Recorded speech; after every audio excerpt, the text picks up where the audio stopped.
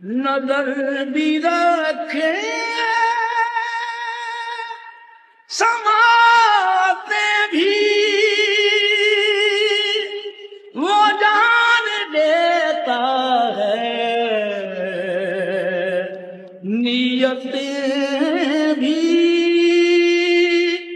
जो खाना देला शऊर में जगमगा रहा है।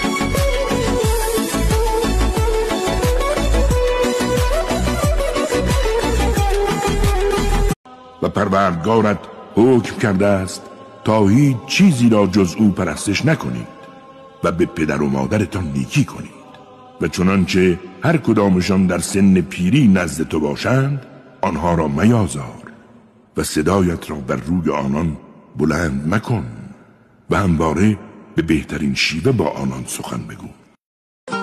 بیارم بگید خوب من محبوب من، آخه با تو من چه کردم؟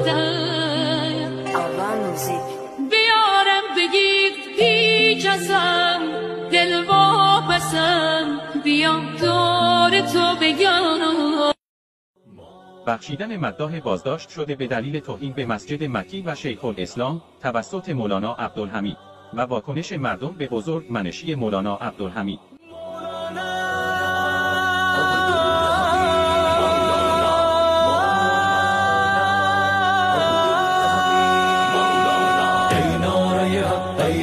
خدا همدرد بشر تندیس وفا، خمخوار همه سردار منی دلدار من و تاج سردار.